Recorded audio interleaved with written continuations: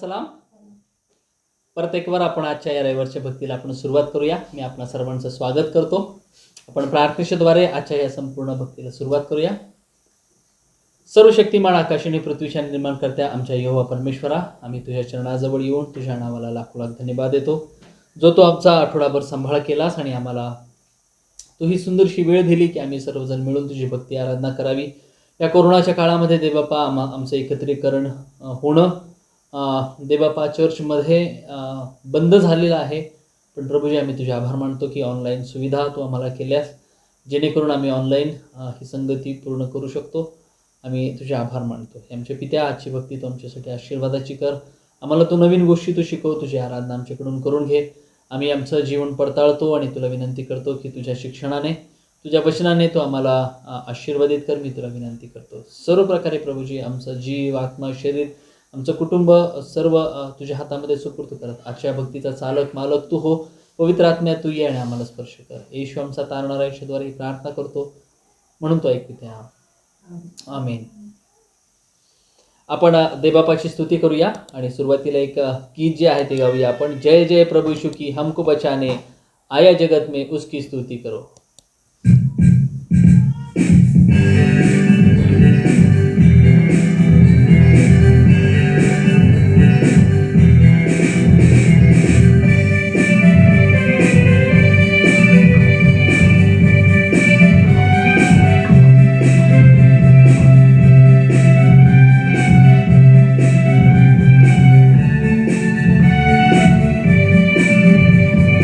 जय जय प्रभु यीशु की हालेलुया. जय जय प्रभु यीशु की हालेलुया. हमको बचाने आया जगत में उसकी स्तुति करो. जय जय प्रभु यीशु की हालेलुया.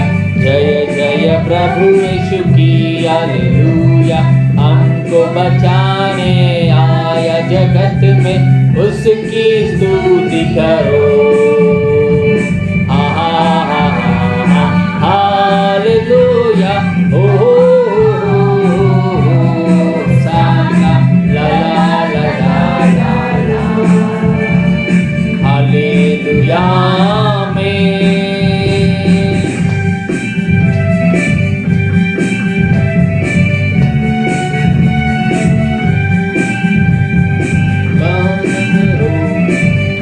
यीशु को खून की बहती धार, उसको बना लो केवल हारा, नया लगा लो पार. खून की धारा बहती सुली से जिसमें धुले सब पाप. धो लो तुम भी अपने दिलों को, इसमें रहे राधा. जय जय प्रभु यीशु की हालेलुया. जय जय प्रभु यीशु की हालेलुया. हमको बचाने आया जगत में उसकी स्तुति करो. हालेलुया. ओ साना ला ला ला ला ला. हालेलुया में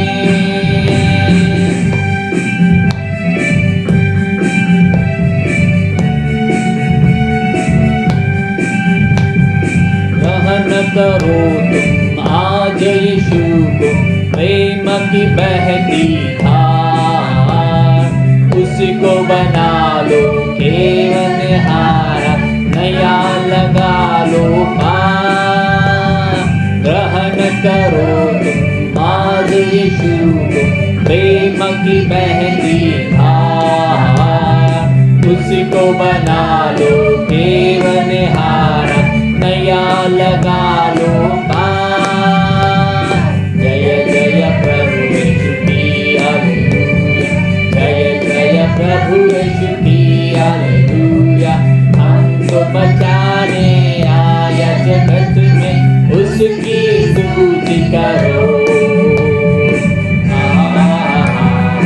हालेलुया. ओ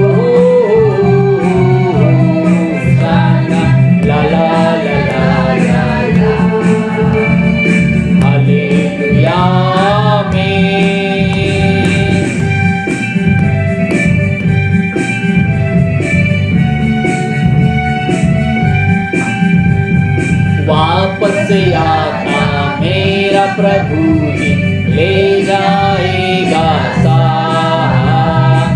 आशा मेरी अब तो यही है, चलो तुम मेरे साथ।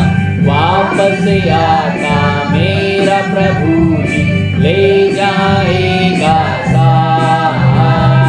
आशा मेरी अब तो यही है, चलो तुम मेरे साथ।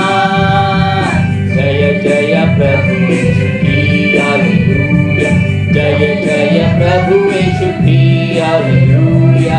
हमको बचाने आया जगत में, उसकी स्तुति करो। हालेलुया,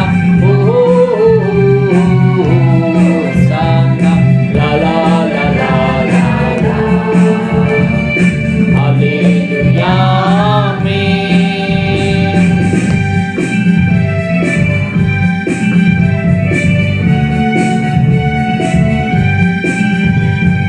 हरदम होंगे साथ यीशु के, खुशी और शांति आएगा वो लेने तुम्हें, रहना तुम तैयार। हरदम होंगे साथ यीशु के, खुशी और शांति आएगा वो लेने तुम्हें, रहना तुम तैयार। जय जय प्रभु यीशु की हालेलुया, जय जय प्रभु यीशु की हालेलुया। हमको बचाने आया जगत में, उसकी स्तुति करो। हालेलुया,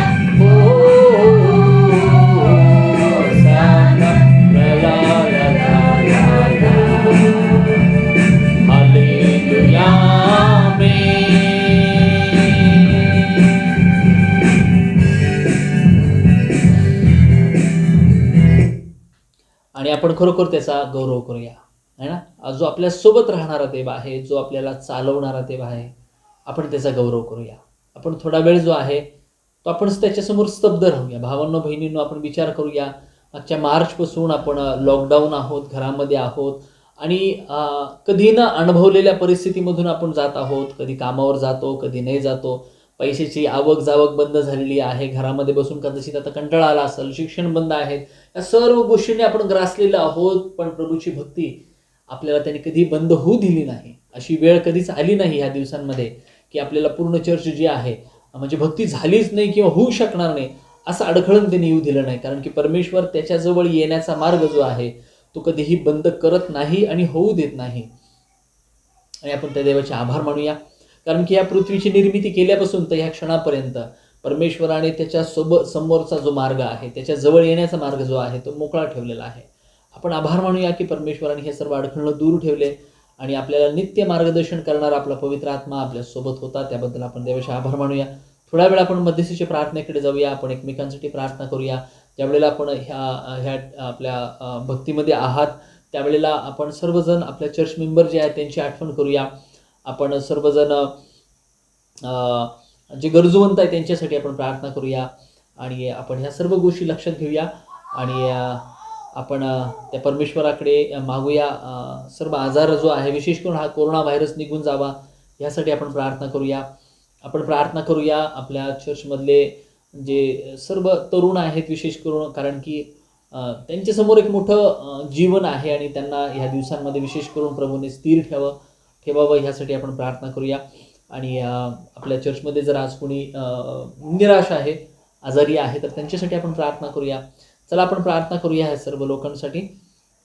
आणि जर तुमच्या काही जर प्रार्थना विनंती असतील तर तुम्ही आपल्या ग्रुपमध्ये टाका किंवा तुम्ही कमेंट्समध्ये देखील टाकू शकता आणि मग आम्ही त्याच्यासाठी प्रार्थना करत राहूया. आणि प्रभू समोर जो आहे हा जो मार्ग आहे त्याचा आपण वापर करूया. आपण आपले डोळे बंद करू आणि प्रार्थना करूया. सेनाधीश परमेश्वरा, आम्ही तुझ्या नावाला धन्यवाद देतो. आम्ही तुझे आभार मानतो कारण की प्रभू ही वेळ आमच्यासाठी आहे की आम्ही एकमेकांसाठी मध्यस्थी करावी.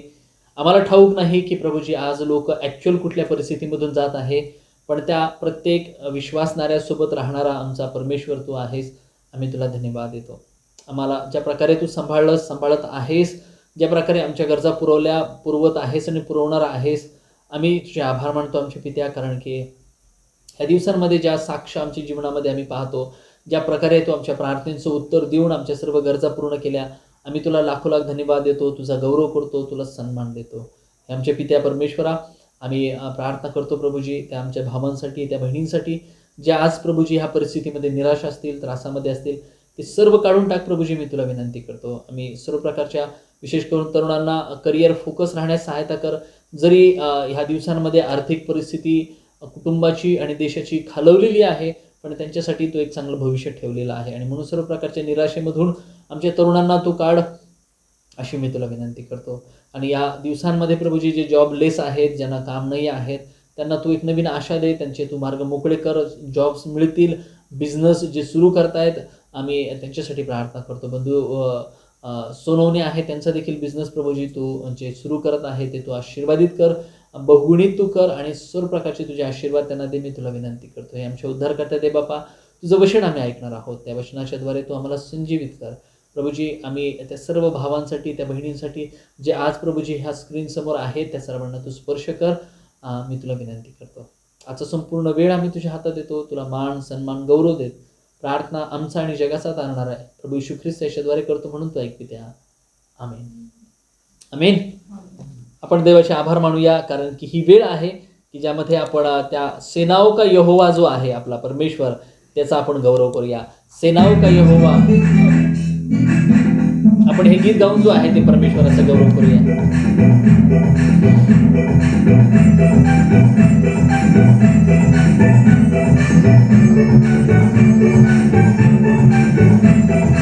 सेनाओं का यहोवा हमारे संगे संगे है, याकूब का परमेश्वर हमारा ऊंचा गढ़ी है. सेनाओं का यहोवा हमारे संगे संगे है, याकूब का परमेश्वर हमारा ऊंचा गढ़ी है.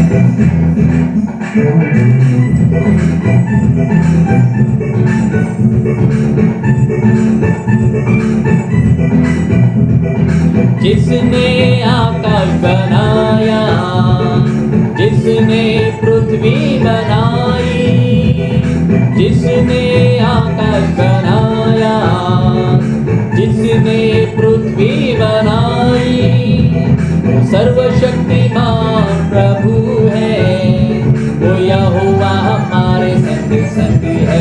हालेलुया. सर्वशक्तिमान प्रभु है, वो यहोवा हमारे संग संग है. सेनाओं का यहोवा हमारे संग संग है, याकूब का परमेश्वर हमारा ऊंचा गढ़ है. सेनाओं का यहोवा हमारे संग संग है, याकूब का परमेश्वर हमारा ऊंचा गढ़ है.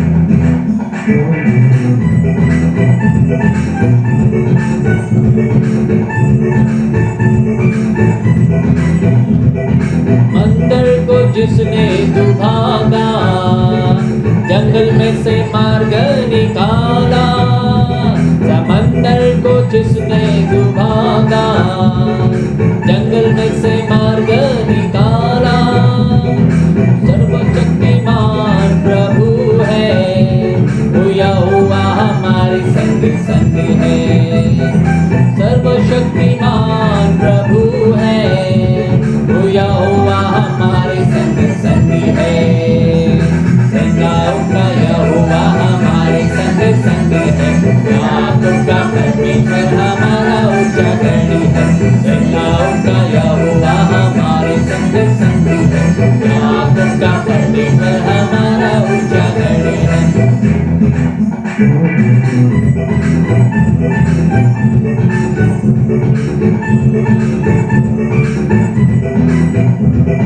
लाजर को जिसने जिलाया, ज़क्कै को जिसने बचाया. लाजर को जिसने जिलाया, ज़क्कै को जिसने बचाया. जिसके लिए सब कुछ हो संभव, वो यहोवा हमारे संग संग है. हालेलुया. जिसके लिए संभव वो यहोवा हमारे संग संग है। सेनाओं का यहोवा हमारे संग संग है। रातों का परमेश्वर हमारा ऊंचा गढ़ है। सेनाओं का यहोवा हमारे संग संग है। रातों का परमेश्वर हमारा ऊंचा गढ़ है।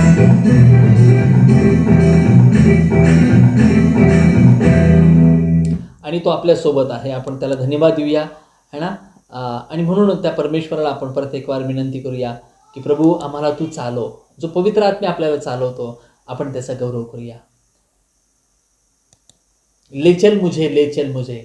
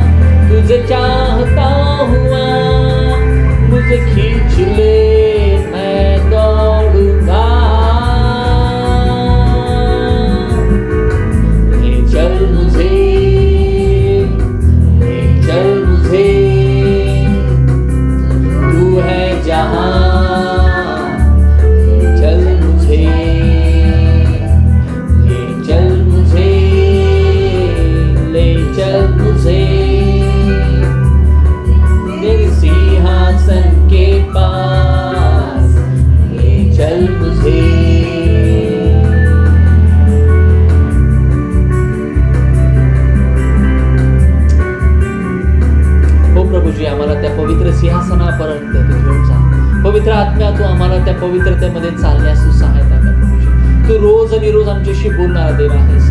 आम्ही तुला धन्यवाद देतो प्रभूजी. आम्ही तुझा गौरव करतो. तू आम्हाला सांभाळत आहेस. आम्हाला तू त्या पवित्र चरणाजवळ तू घेऊन जा प्रभूजी. मी तुला विनंती करतो प्रभूजी. आम्ही तुझ्या चरणाजवळ येऊन तुला धन्यवाद देतो. आम्ही सर्वजण प्रभूजी आम्ही तुझ्या नावाला धन्यवाद देतो, कारण की तू राजांचा राजा आहेस. आणि म्हणून प्रभूजी आज आम्ही पूर्ण मंडळी म्हणून तुझ्या चरणाजवळ येतो. हे आमच्या पित्या, आम्ही तुझ्यासमोर प्रभूजी प्रत्येक वार आमचं संपूर्ण जीव, आत्मा, शरीर घेऊन तुझ्यासमोर येतो. आमचं संपूर्ण वागणूक तू पाहिलेली आहेस आणि त्या सर्व दरम्यान त्या सर्व पापांची प्रभूजी आम्ही तुझ्यासमोर कबुली केलेली नाही आहे. त्याबद्दल आम्ही तुला क्षमा मागतो प्रभूजी. तू आम्हाला धुवून साफ कर. आम्हाला तुझ्या त्या पवित्रतेमध्ये तू चालव प्रभूजी. आम्ही तुला विनंती करतो. हो प्रभूजी, आम्ही तुझ्या चरणाजवळ येतो. आमचं हृदय आम्ही तुझ्या चरणाजवळ घेऊन येतो प्रभूजी. हा प्रभूजी, हम तेरे पास आते हैं, हमारा हृदय आपके सामने लाते प्रभूजी. तू आ और हमें तो आशीषित कर दे प्रभु.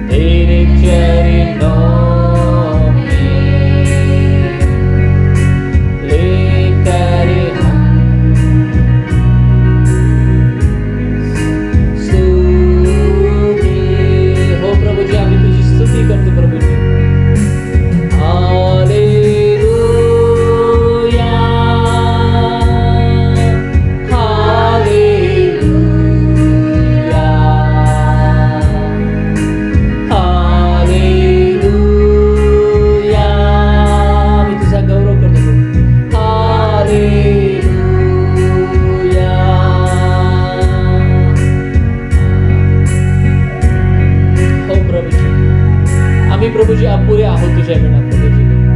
हो पवित्र आत्म्या, तू आम्हाला तू चालव प्रभूजी.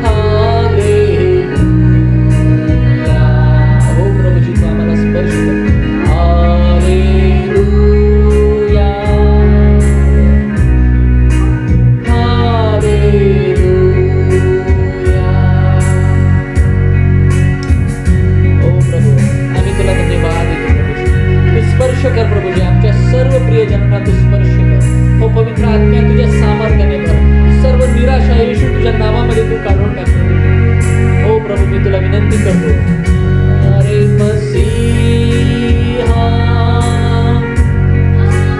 आशीष दे हमें,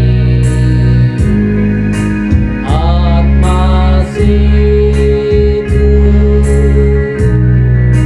भर दे हमें, प्यारे मसीहा आशीष दे हमें, आत्मा से तू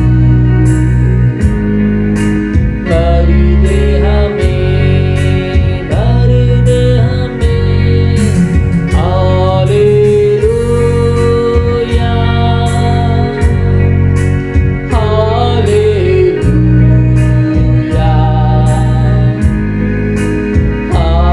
हालेलुया,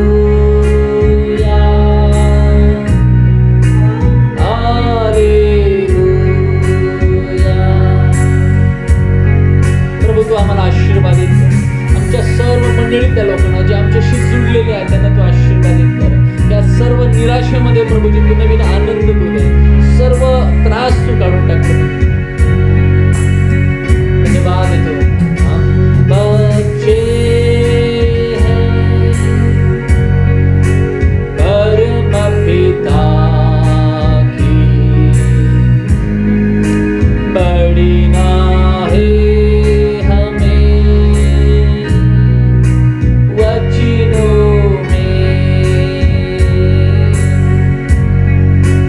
हम बच्चे हैं परम पिता की, बड़ी नाहे हमें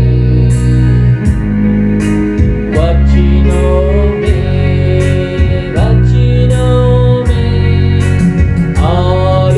हालेलुया, हालेलुया,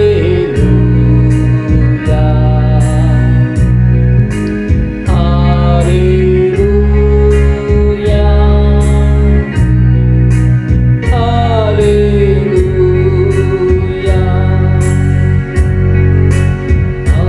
हालेलुया, हालेलुया,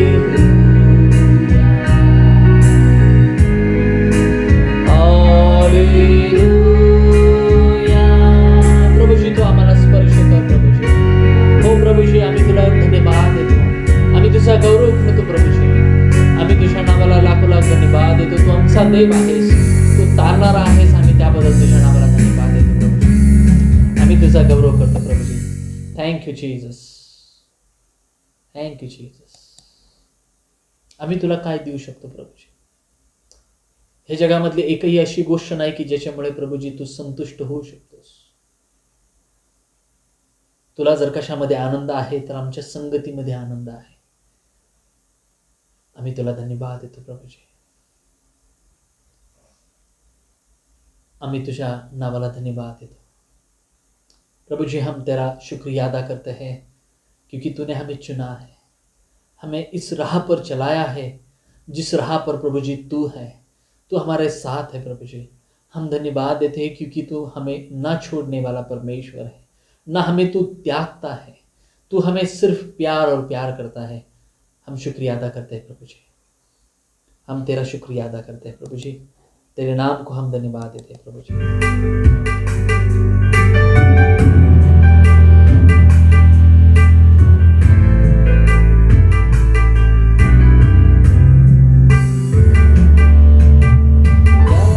सकता हूँ क्या ला सकता हूँ, कहता तुझे बस शुक्रिया।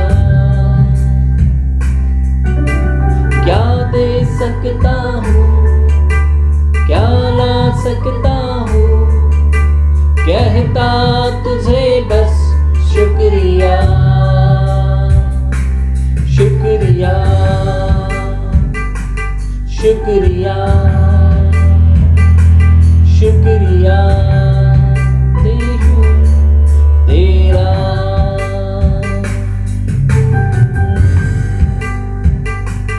शुक्रिया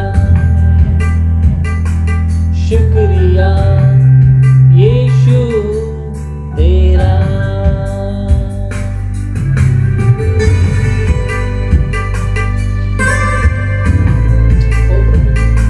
आम्हाला अन्न वस्त्र निवारा देऊन तो आशीर्वादित केला, आम्ही धन्यवाद देतो।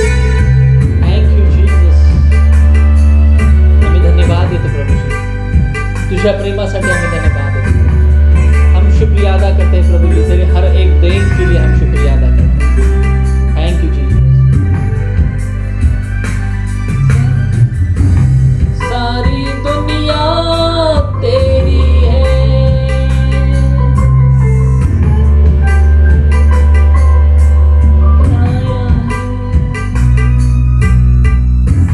सारी दुनिया तेरी है,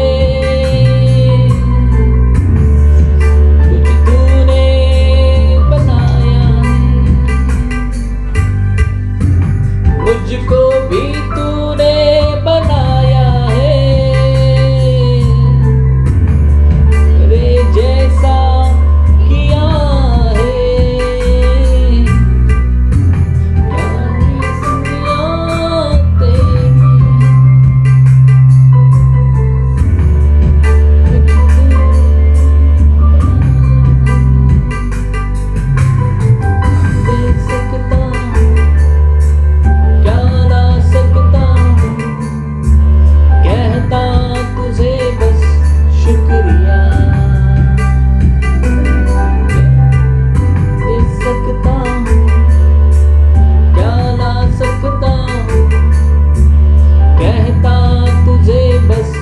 शुक्रिया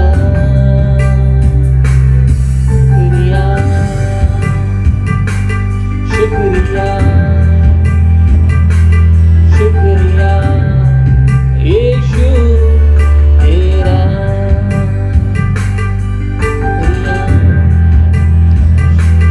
शुक्रिया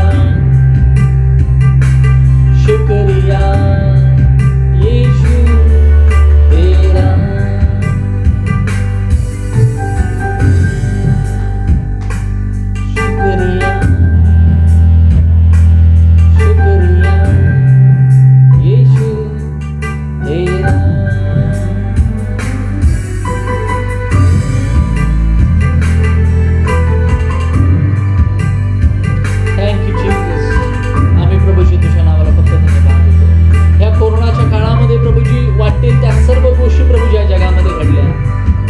सोडलं नाहीस, आम्ही तुला धन्यवाद देतो प्रभूजी, आम्ही तुझी स्तुती करतो, आम्ही तुझी स्तुती करतो प्रभूजी। Thank you Jesus for your love, आम्ही धन्यवाद देतो प्रभूजी। हमारे जीवित परमेश्वर, हम आपका शुक्रिया अदा करते हैं क्योंकि प्रभु जी इस दुनिया में जो पैंडेमिक है, जिस दौर से प्रभु जी हम गुजर रहे हैं, उन सभी में प्रभु जी आपने हमें नहीं छोड़ा।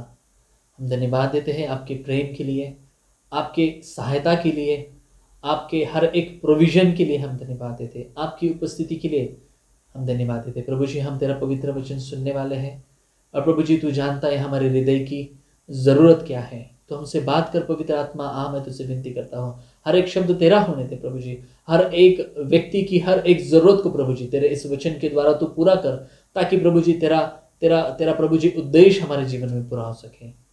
आगे का समय आपके हाथ में सौंपते हुए यीशु मसीह के द्वारा इस आराधना को तू कबूल कर पिता, मैं तुझसे विनती करता हूँ, आमेन आमेन। आपण देवापासून आम्हाला धन्यवाद देऊया, कारण की परमेश्वराने ही सुंदरशी संधी दिली आपल्याला की आपण त्याची आराधना करावी। आपण परमेश्वराच्या वचनाकडे जे आहे ते वळूया आणि परमेश्वराचं वचन जे आहे, मी तुम्हाला मागे पण सांगितलं होतं की डोंगरावरील जे प्रवचन आहे आपण त्याकडे लक्ष देत आहोत। परमेश्वर आपल्याला त्या सर्व गोष्टी शिकवू इच्छित आहे ज्या अति महत्त्वाच्या आहे आपल्या सुरुवातीच्याच काळामध्ये, आणि असं नाही की याची गरज नंतर कधी पडत नाही। तर प्रभू येशू ख्रिस्ताने त्या सर्व लोकांना जे आहेत ह्या 8 मुख्य शिक्षण जे आहे त्याने ते दिलं होतं। जर आपण याच्या पूर्वीचे जर 2 डोंगरावरील प्रवचनामधले जर पहिले 2 वचन जर बघितले, मत्तई याचा 5वा अध्याय 3रं आणि 4थं वचन जर बघितलं तर ते वैयक्तिक आणि आध्यात्मिक जीवनाबद्दल आहे. आणि आजचा जो उद्गार आहे किंवा आजचा जो शब्द आहे मत्तई शुभवर्तमान याचा 5वा अध्याय आणि वचन 5 जे आहे ते आपण वाचणार आहोत. मी तुमच्या सर्वांसाठी ते वाचतो. मत्तई शुभवर्तमान याचा 5वा अध्याय आणि वचन 5 असं सांगतं की जे सौम्य ते धन्य, कारण ते पृथ्वीचे वतन भोगतील.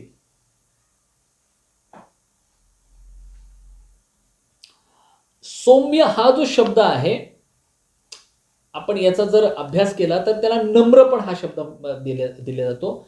इंग्लिशमध्ये त्याला मीकनेस म्हणतात. मीकनेस म्हणजे त्याला नम्र ना. आणि म्हणून आजच्या संदेशाचा जो विषय आहे तो आहे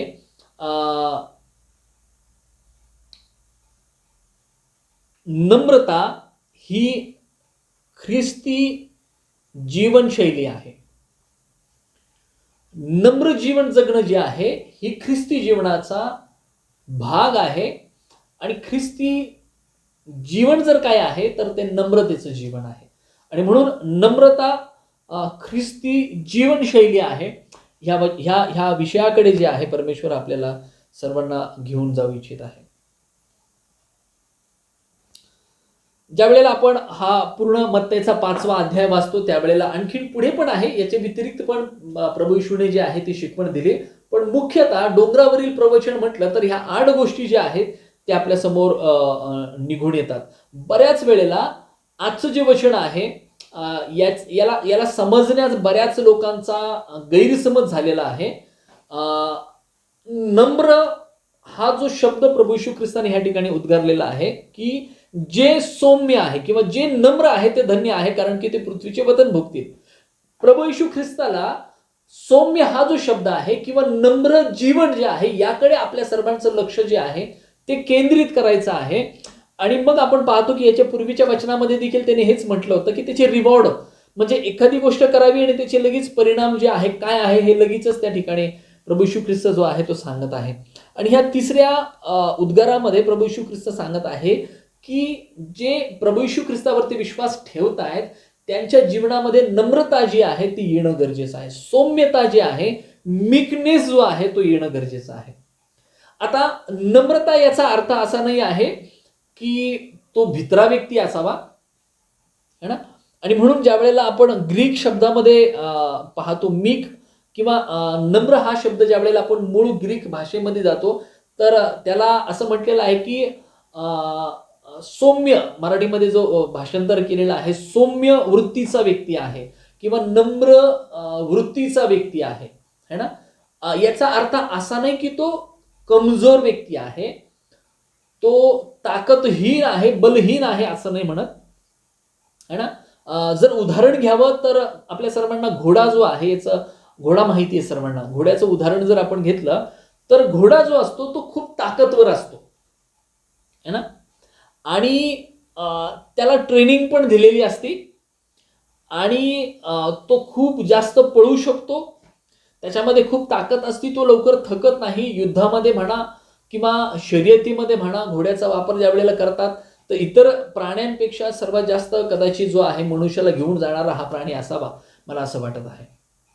खूप ताकदवर आहे पण आपल्या मालकासमोर तो सबमिसिव्ह आहे, तो आपल्या मालकासमोर नम्र आहे, कारण की त्याचा मालक जो आहे त्याच्या शिकवणीप्रमाणे जो आहे तो त्याने त्याचं जीवन घातलेलं आहे. आपण प्रभू येशू ख्रिस्तावरती विश्वास ठेवलेला आहे आणि आपला जो मालक, आपला जो निर्माणकर्ता आहे त्याची आपल्याकडनं अपेक्षा आहे की आपलं ख्रिस्ती जीवन जे आहे ते नम्र असायला पाहिजे, हंबल असायला पाहिजे है ना.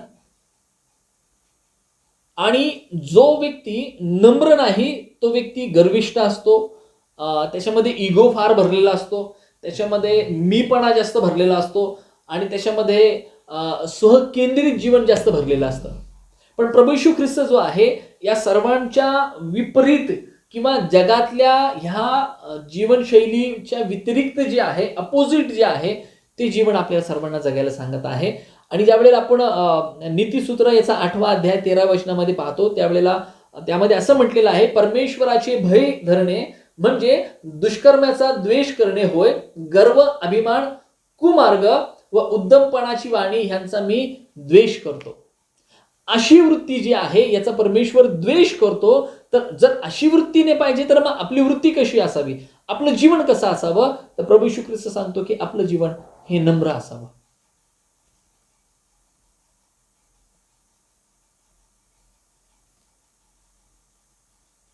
आपण जुन्या करारामध्ये पाहतो आणि नवीन करारामध्ये देखील पाहतो की आपल्याला त्यामध्ये उदाहरणं जी आहे ते पाहायला मिळतात, है ना.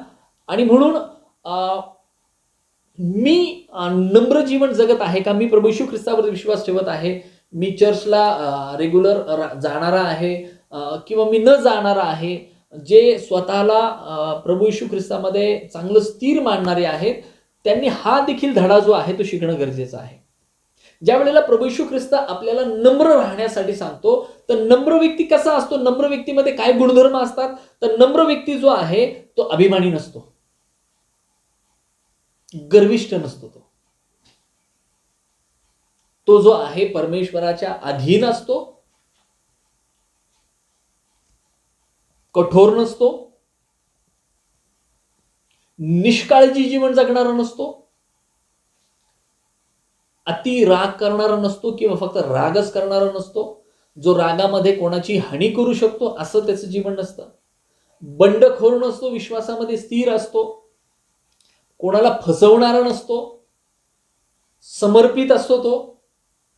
तो व्यक्ती कधीच सूड घेत नाही. भावांनो बहिणींनो, लक्षात ठेवा, प्रभू येशू ख्रिस्त आपल्याला नम्र जीवन जगण्यासाठी सांगत आहे. आणि ज्या गोष्टी मी तुम्हाला सांगितलेल्या आहेत त्या गोष्टी त्याच्यामध्ये नसाव्या. तो कठोर नसतो, है ना, तो रागवणारा नसतो. म्हणजे राग करा पण पाप करू नका असं वचन सांगत आहे. राग त्याला येत नाही का, त्याला राग येतो, पण त्याला प्रत्येकच गोष्टीचा राग येत नाही किंवा तो सूड घेणारा नाही आहे, तो सबमिसिव्ह आहे, तो समर्पित जीवन जगणारा आहे. तो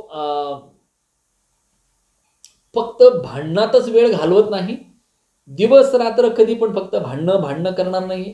तो हिंसक वृत्तीचा नाही आहे, म्हणजे मनुष्याची हानी करू शकतो, जीवाची हानी करू शकतो असा नाही येतो. ज्याला आपण जंगली स्वभाव जो आहे तसा नाही येतो.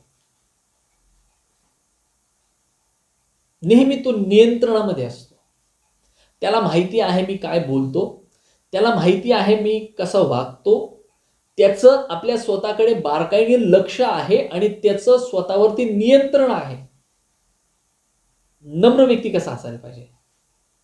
आणि हा जो व्यक्ती आहे, हा जो नम्र व्यक्ती आहे, तो नेहमी आपल्या जीवनाकडे बारकाईने पाहतो आणि दररोज आपल्यामध्ये परिवर्तन कसं होईल, आपल्यामध्ये चांगले चेंजेस कसे होतील याकडे तो लक्ष देतो. तो प्रभू येशू ख्रिस्तामध्ये स्वतःला घडवतो, बदलतो. इतरांसोबतचे असणारे रिलेशन्स आहे त्याच्यामध्ये स्वतःला घडवतो, बनवतो. प्रोग्रेसिव्ह आहे तो आपल्या जीवनामध्ये. आपल्या आध्यात्मिक जीवनामध्ये त्याला वाढण्याची जास्त उत्कंठा आहे. स्वतःची तुलना दुसऱ्यांसोबत करत नाही, इतरांशी तो स्पर्धा देखील करत नाही, कॉम्पिटिशन करत नाही. तो आध्यात्मिक जीवनामध्ये कॉम्पिटिशन करत नाही. बरं, याचा अर्थ असा नाहीये की जो व्यक्ती नम्र आहे त्याला आपण मूर्ख म्हणावं, याला काहीच कळत नाही. तशा वृत्तीच्या व्यक्तीला बरेच लोक चुकीच्या पद्धतीने घेतात.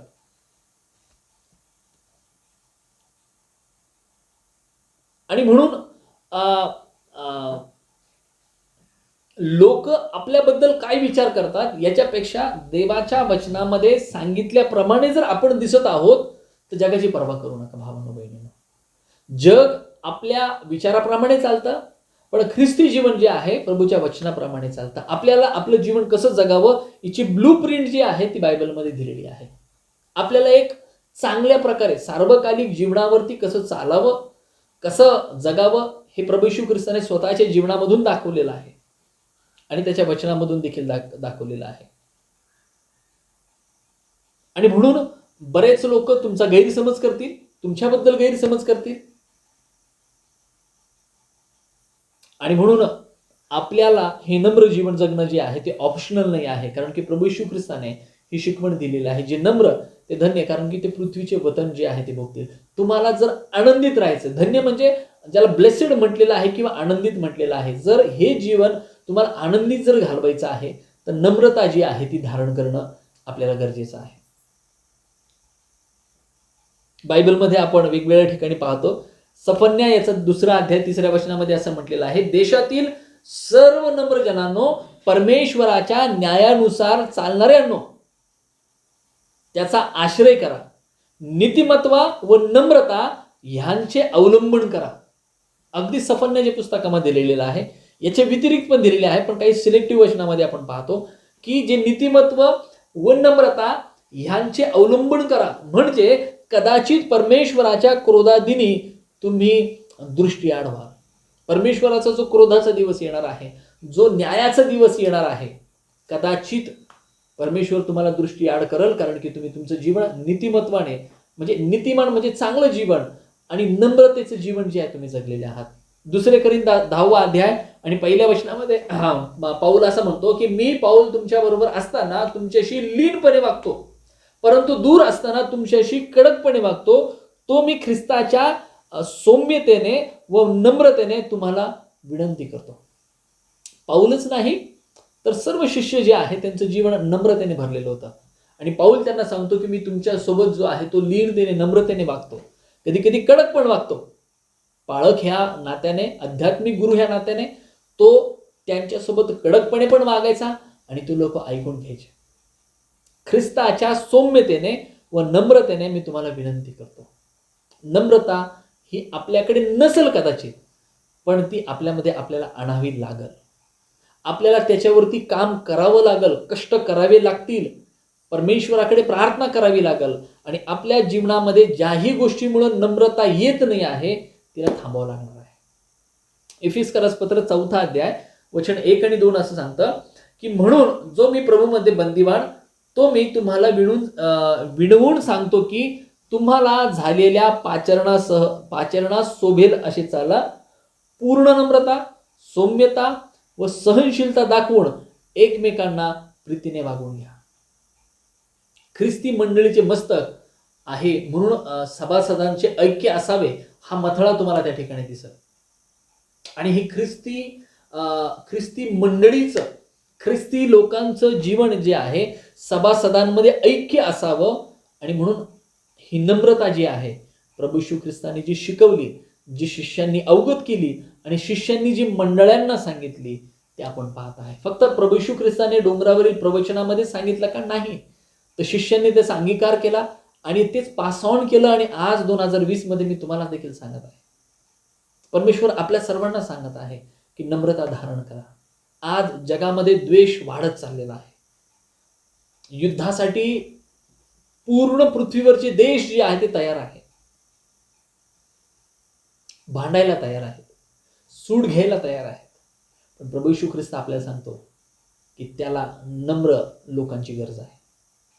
कलसेकरास पत्र 3 अध्याय 2 वचनामध्ये म्हटल्याप्रमाणे की तेव्हा तुम्ही देवाचे पवित्र व प्रिय असे निवडलेले लोक आहात म्हणून करुणायुक्त हृदय, ममता, सौम्यता, लीनता, सहनशीलता ही धारण करा. धारण करा, अवगत करा, त्याच्यावरती वर्कआउट करा. कारण की काही लोक जे आहेत ते चुकले. प्रभूचं शिक्षण ऐकणं आणि प्रभूच्या शिक्षणाप्रमाणे चालण्यात चुकले. आणि जर तुम्ही जुन्या करारामध्ये अहरोनाचं जर उदाहरण घेतलं तर अहरोन जो आहे तो मोशेसोबत होता आणि मोशेसोबत आला. आणि मग आपल्याला ठाऊक आहे की सिनाय पर्वताच्या जवळ जे आहे अहरोनाने काय केलं की लोकांच्या सोबत मिळून जे आहे त्यांनी जे आहे देवाच्या विरोधामध्ये जो आहे तो गेला आणि मोठं परिणाम जो आहे तो लोकांना भोगावा लागला. एली जो देवाचा सेवक होता, एली स्वतः देवामध्ये होता, पण त्यांनी त्याच्या लेकरांना जे आहे ते डिसिप्लिन लावली नाही. देवाच्या दृष्टीमधून जे आहे त्याचे लेकर जे ते पाप करू लागले.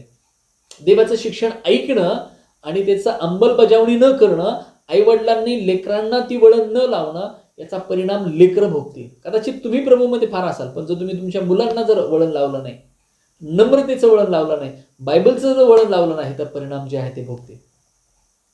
जुन्या करारामध्ये आपण पाहतो की असं म्हटलेलं आहे की मोशे जो आहे तो पूर्ण जगामध्ये त्याच्यासारखा नम्र कोणी नव्हता. गणना याचा 12वा अध्याय 3ऱ्या वचनामध्ये म्हटलेला आहे की त्याच्यासारखा नम्र कोणीच नव्हता. हन्ना जी आहे नम्रतेने प्रभूकडे आली, आपली गरज जी आहे ती सांगितली. आणि आपल्याला ठाऊक आहे की हन्ना जी आहे तिच्या नम्रतेने, तिच्या आग्रहाच्या प्रार्थनेने जे आहे प्रभूने तिचं ऐकलं. प्रभूला तिला द्यायचंच होतं. प्रभूने लग्नाच्या नंतरच लगेच कदाचित तिला देऊ शकले असते किंवा तिच्यासाठी योजना नसल देखील, पण हन्ना जी आहे ती नम्रतेने प्रभूकडे आली आणि परमेश्वराचं लक्ष जे आहे ते वेधून घेतलं.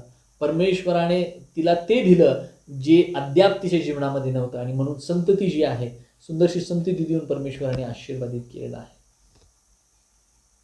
आणि म्हणून नम्रता जी आहे भावांनो बहिणींनो, हे दिवसांमध्ये शोधा.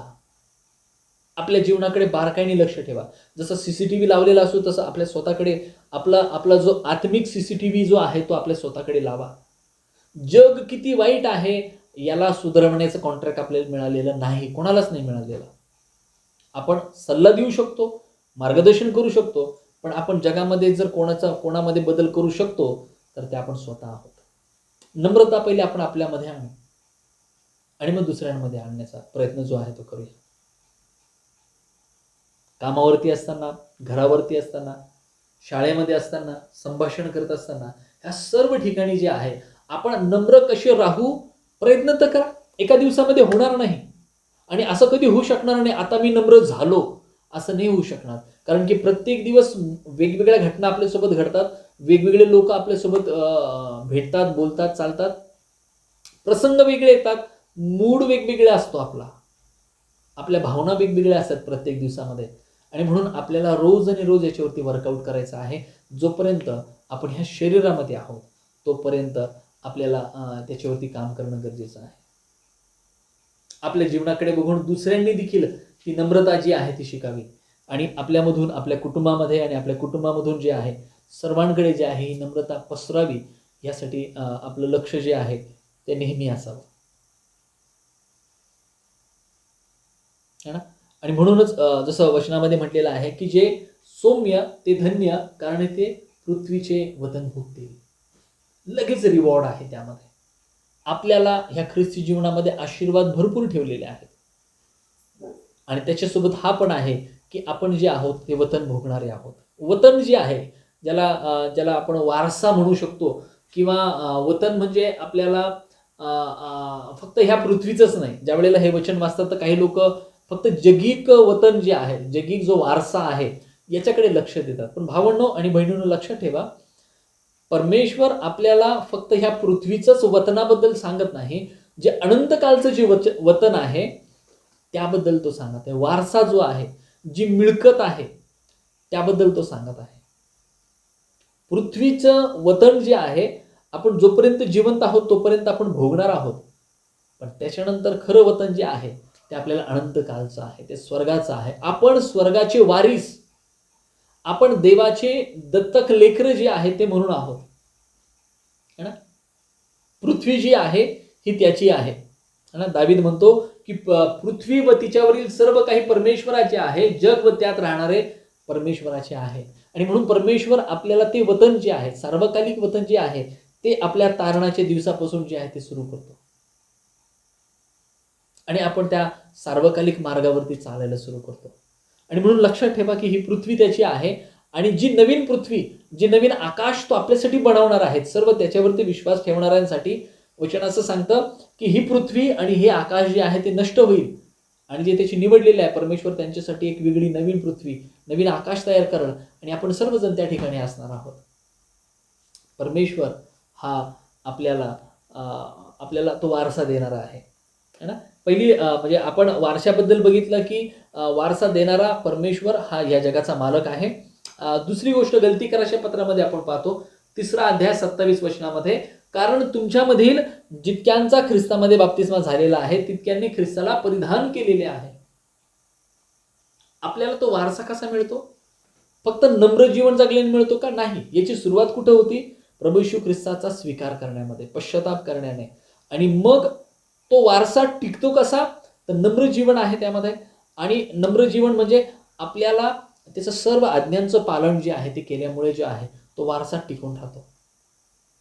रोम 8:17 असं म्हटलेलं आहे, आणि जर मुले आहोत तर वारसही आहोत, म्हणजे देवाचे वारस, ख्रिस्ताबरोबर सोबतीचे वारस असे आहोत. आपल्याला त्याच्याबरोबर गौरव प्राप्त व्हावा म्हणून त्याच्याबरोबर जर दुःख भोगत असलो तरच आपण वारस आहोत. आपण स्वर्गाच्या देवाची लेकरं आहोत, मुलं आणि मुली आहोत. हा किती मोठा आनंद आहे. सरप्राईज काही नाही आपल्याला, परमेश्वराने हे सर्व प्रगट केलेलं आहे. आणि तो आनंद आत्तापासूनच आहे की आपण त्या स्वर्गाचे, ज्या स्वर्गामध्ये परमेश्वर विराजमान आहे, त्या स्वर्गाची संतती आपण आहोत. आणि त्या देवाची लेकरं आपण शोभावे म्हणून परमेश्वराचा हा मूळ स्वभाव आहे, जो प्रभू येशू ख्रिस्तामध्ये आपण वारंवार बघितला, तो म्हणजे नम्रतेचा स्वभाव. आणि ज्या वेळेला परमेश्वर आपल्याला वतन ह्या जगापासूनच देतो, त्यावेळेला तो आपल्या सर्व गरजा जो आहे तो पुरवतो. फिलिप्पी 4:19 मध्ये म्हटल्याप्रमाणे, माझा देव आपल्या सांपत्य नुरूप तुमची सर्व गरज ख्रिस्त येशूच्या ठाई गौरवाच्या द्वारे पुरवील. तो आपल्याला वतन देतो, तो आपल्याला आपल्या गरजा देखील पुरवतो, है ना. आणि फक्त जगिकच नाही तर आध्यात्मिक देखील आहे, है ना. इफिसच्या प्रेषितांची कृत्य याचा 20वा अध्याय 32व्या वचनामध्ये असं म्हटलेलं आहे, आता बंधूंनो, मी तुम्हाला प्रभूकडे व त्याच्या कृपेच्या वचनाकडे सोपवतो. तो तुमची वाढ करण्यास व पवित्र केलेल्या सर्व लोकांमध्ये तुम्हाला वतन देण्यास समर्थ आहे. तो वतन देण्यास समर्थ आहे. तुम्ही वतन घेण्यास समर्थ आहात का? जर तुम्हाला हे वतन पाहिजे आहे, सार्वकालिक वतन पाहिजे आहे, तर नम्र जीवनाची सुरुवात तुम्ही करा. आपल्या ख्रिस्ती जीवन असं आपण म्हणणार नाही की आता पूर्ण झालं, आता मी एक परिपूर्ण ख्रिस्ती आहे. नाही आहे, हे वर्कआउट करणं आहे. आपलं शरीर जे आहे जसं लहानपणापासून वाढत जातं आणि मग एका वयानंतर जे आहे ते कमी कमी होत चालतं, तसं आपलं ख्रिस्ती जीवन जे आहे नेहमी वाढणार आहे. आणि ज्या वेळेला आपण हे शरीर सोडू त्यावेळेला जे आहे मग आपल्याला वर्कआउट करण्याची गरज नाही आहे, कारण की आपण त्याच्या पवित्रतेमध्ये जे आहोत, त्याचे वारस जे आहे ते झालेलं आहोत. पहिले पेत्र याचा 1 अध्याय आणि वचन 4 असं सांगतं की आपल्या प्रभू येशू ख्रिस्ताचा देव व पिता धन्यवादित असो, जिवंत आशा प्राप्त होण्यासाठी आणि अविनाशी निर्मळ व अक्षय वतन मिळण्यासाठी त्याने आपल्याला महादयेनुसार येशू ख्रिस्ताच्या मृतातून पुनरुत्थानाच्या द्वारे आपल्याला पुन्हा जन्म दिलेला आहे. येशू ख्रिस्ताच्या द्वारे आपल्याला त्यांनी पुन्हा जन्म दिलेला आहे. ते तारण शेवटल्या काळी प्रगट होण्यास सिद्ध आहे. ते प्राप्त व्हावे म्हणून जे तुम्ही देवाच्या शक्तीने विश्वासाच्या योगे राखलेले आहात, त्या तुमच्यासाठी ते वतन स्वर्गात राखून ठेवलेले आहे. तुमची जागा फिक्स आहे, तुमचं रिझर्वेशन झालेलं आहे. जसं आपण विमानाचं रिझर्वेशन करतो किंवा ट्रेनचं करतो किंवा बसचं रिझर्वेशन करतो, एखाद्या हॉटेलचं रिझर्वेशन करतो, त्या प्रकारे आहेत. जर तुम्हाला जम्मू काश्मीरमध्ये जायचं आहे, टूरला जायचं आहे, फिरायला जायचं आहे, तर तुम्ही इकडून जे आहे तुमचं रूम जे आहे ते बुक करता. तुम्ही ती रूम पाहिलेली नाही आहे, पण तुम्ही ती बुक केलेली आहे. आणि मग तुम्ही ज्या वेळेला त्या ठिकाणी जातात आणि मग पाहता, अरे वा, ही सुंदरशी रूम आहे, मग त्याचं हॉल हे बेडरूम ते आहे, आणि मग त्या ठिकाणचे सर्व सुखसोयी जे आहे ते तुम्हाला मिळतात. त्याच्यामध्ये सर्व जे आहे ते तुम्हाला मिळतं. सार्वकालिक वतन हे असंच आहे की ते बुक आत्ता होतं आणि मग त्याचा उपभोग जो आहे तो आपण अनंतकालच्या जीवनामध्ये घेणार आहे. काय तुम्ही हे नम्र जीवन जगायला तयार आहात का? काय तुम्ही नम्र जीवन जगण्याचं चॅलेंज स्वीकारायला तयार आहात का? कारण की नम्र जीवन जगणं हा ऑप्शन नाही आहे, तर नम्र जीवन हे ख्रिस्ती जीवनशैली आहे, है ना. आणि म्हणून प्रभू येशू ख्रिस्ताने जे शिकवण नम्रतेचं दिलं ते बऱ्याच महान लोकांनी जे आहे ते घेतलं, कोट केलं नाही, है ना. आणि म्हणून नम्रतेचं एक सगळ्यांना हे उदाहरण माहिती आहे की जर कोणी एका गालावर मारली तर त्याच्यासमोर दुसरा गाल पुढं कर, हे नम्रतेचं लक्षण आहे. हे बायबलचं आहे, हे प्रभू येशू ख्रिस्ताने सांगितलेलं आहे. आणि म्हणून भावांनो बहिणींनो, हे डोंगरावरचं प्रवचन जे आहे हे आपल्या जीवनाला एक नवीन कलाटणी देणार आहे, आपल्याला नवीन दिशा देणार आहे.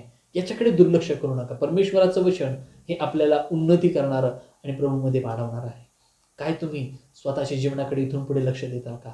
माझ्या जीवनामधून नम्रता दिसेल, है ना. जुना मनुष्य जुना स्वभाव उडी मारण्याचा प्रयत्न करत, त्याला थांबवा.